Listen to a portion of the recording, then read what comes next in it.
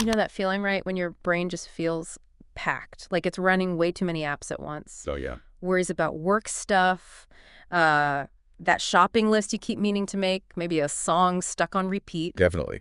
It's like this internal digital clutter. Exactly. Mental clutter. And honestly, it can be just as draining, maybe even more so than like a messy room. hmm It really can. Yeah. And for you listening, especially if you're trying to learn, absorb new stuff, that kind of inner noise, it really gets in the way, makes it hard to focus. Totally. It blocks you from really digesting what matters. Absolutely. We're just constantly hit with information, demands on our attention. Mhm. It's almost, inevitable that our minds feel swamped. Right. And just like physical clutter can make you feel stressed and unproductive, Yeah. this mental clutter, it really hinders clear thinking, problem solving, that sense of calm we all want. Okay, so that's what we're digging into in this deep dive. We're tackling that internal overwhelm kind of head on. That was good. Our main source is the book Declutter Your Mind: How to Stop Worrying, Relieve Anxiety, and Eliminate Negative Thinking.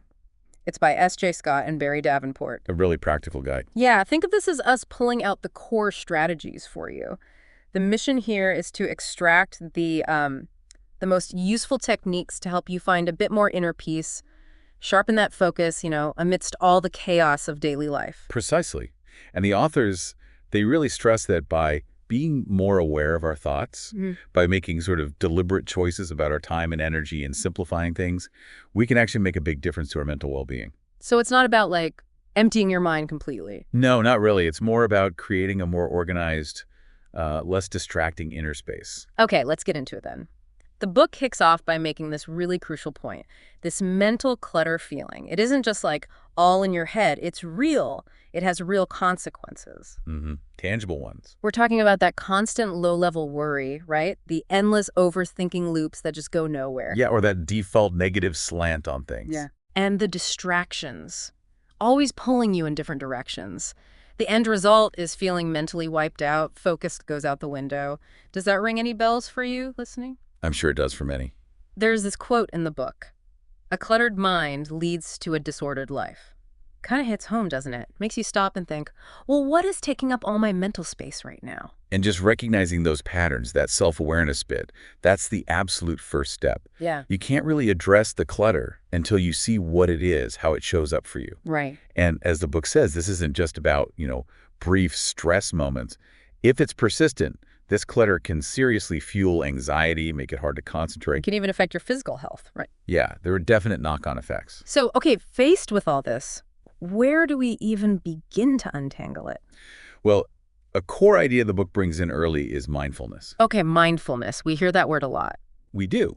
But the way they explain it, it's fundamentally about developing this heightened awareness, noticing your thoughts, your emotions as they happen, almost like watching them from a bit of a distance. Like being a weather reporter for your own mind. Kind of, yeah, without immediately getting swept up in the storm.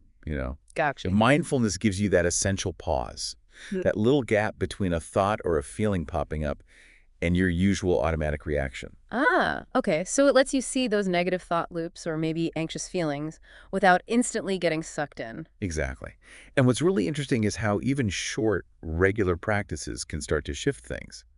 The book suggests really accessible stuff, Like what? like just a few minutes of meditation each day. Even 5 minutes is a great start.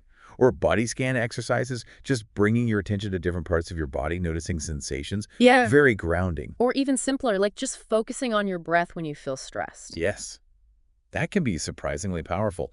A mini anchor in the present moment. And here's something I found really relevant, especially for you listening, if you're trying to absorb complex information. The book has this guiding idea. Be present with your thoughts, but don't get attached to them. That's powerful. It feels kind of liberating, doesn't it? You can acknowledge a thought, maybe a worry, like, am I really getting this? Without letting it totally wreck your concentration. It's observation without judgment. Yeah.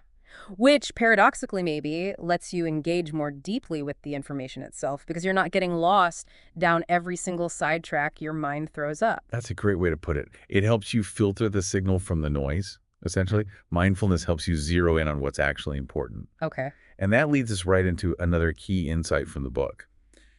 Understanding that our thoughts Well, they aren't always facts. They're not always accurate pictures of reality. Right, the whole cognitive reframing idea. Our thoughts are just thoughts, not necessarily truth. Exactly. The stories our minds spin aren't objective reality. So how do we deal with those, especially the negative ones? The book gives a pretty practical technique, doesn't it? It does. A kind of three-step process for challenging those unhelpful thoughts. Mm-hmm. First, you just ask, is this thought helpful?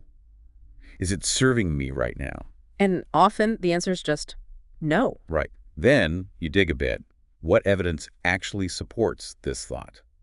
But just as crucial is what evidence contradicts it. Looking at both sides. Mm-hmm.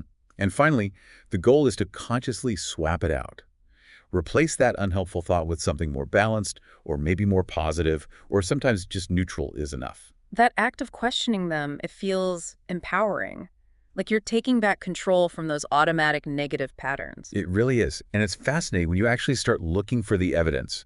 You often find your worries are, well, either totally off base or way less dramatic than they felt initially. Yeah. And those moments, those little aha moments when you realize, hang on, I was believing something that wasn't true, Yeah. can really shift your whole perspective. So true. Now, the book also talks about the connection between our external lives and our internal state, this idea of intentional living, Yes, making conscious choices. about how we spend our time, right? What commitments we make, who we spend time with, because a schedule that's just crammed with stuff that doesn't really align with what we value. That definitely fuels the mental overwhelm. Yeah. Absolutely. Our outer world often reflects the inner one. If we're constantly rushing, feeling pulled every which way by things that don't really resonate. Yeah, it's no wonder our minds feel scattered. No surprise at all. So the book offers some really solid, actionable advice here.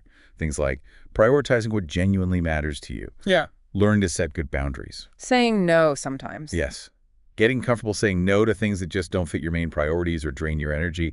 It's not about being selfish. It's about being deliberate with your focus. Makes sense. Being more intentional about what you let in, information, activities, even relationships, helps clear out the mental space. Naturally. And speaking of what we let in, we kind of have to talk about digital clutter these days, don't we? Oh, absolutely. It's huge. Those constant pings, the notification. The multitasking myth. Right. And the endless scrolling on social media. It's a massive source of mental noise for, well, probably most of us. It really is. Our brains just aren't built for that constant, relentless stream of digital input. It's overload. So what does the book suggest for a digital declutter? Some really practical things, actually. Simple steps like turning off all non-essential notifications. That alone can make a huge difference to your focus. I can imagine. Fewer interruptions. Definitely. Also, setting actual limits on screen time. And maybe creating some tech-free zones or times in your day or home, like no phones at the dinner table or maybe an hour before bed. Creating some breathing room. Exactly. It's about choosing when you engage with tech, not letting it dictate your attention 24/7. Okay, another area the book touches on is emotional baggage. Mm-hmm. Heavy stuff. Yeah, you know those unresolved things from the past? Lingering regrets, maybe guilt, old hurts. They can really weigh on your mind, can't they? Like carrying around invisible suitcases. That's a really good way to put it. Unprocessed emotions, past stuff, it definitely adds to the mental clutter.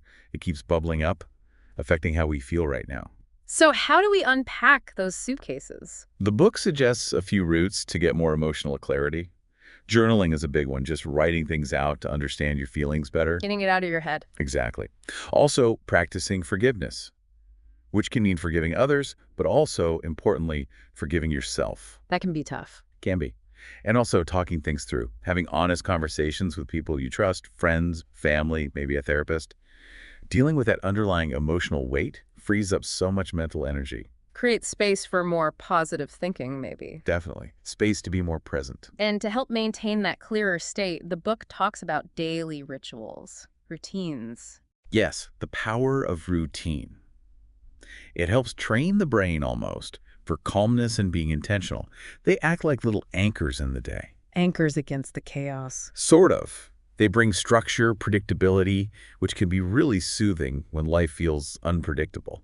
What kind of rituals are we talking about? Oh, simple things again, like maybe starting the day with a positive affirmation, or taking literally 2 minutes to jot down a few things you're grateful for, gratitude journaling. Or maybe reflecting for a few minutes in the evening. Yes, processing the day a little, these consistent little practices, they gently guide your mind toward a calmer default state over time. There was one more technique near the end of the book that really jumped out at me, especially for people whose minds race at night.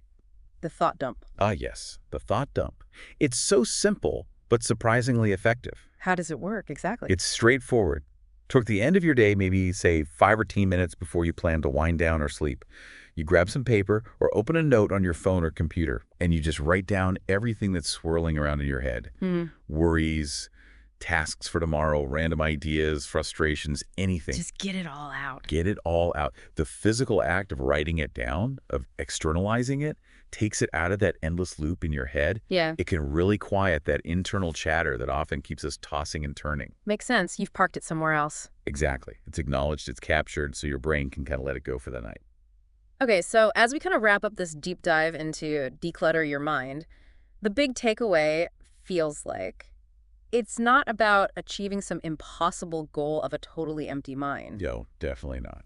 It's more about learning to work with your thoughts more skillfully, becoming like a more conscious designer of your own mental space. Precisely. It's about thinking better, not necessarily less. By using these strategies, mindfulness, challenging those negative thoughts, simplifying things externally, processing emotions, we can really dial down the unnecessary mental noise. The stuff that clouds our thinking and drains us. And when we do that, we create space, valuable space for more peace, a clearer sense of purpose, and yeah, being more productive and focused on what actually matters to you. It's about organizing the mind for clarity, not just emptying it. Exactly right. Enhancing its effectiveness in your life. Which brings it back to you, listening. As you've heard us discuss these ideas, maybe you're already thinking about where mental clutter shows up most for you. Perhaps it's the digital overload, those constant pings. Or maybe it's certain negative thought loops that just keep playing on repeat. So maybe just consider, which one of these strategies we talked about really resonated? Which one feels like something you could maybe try? Even just picking one. Yeah, just one.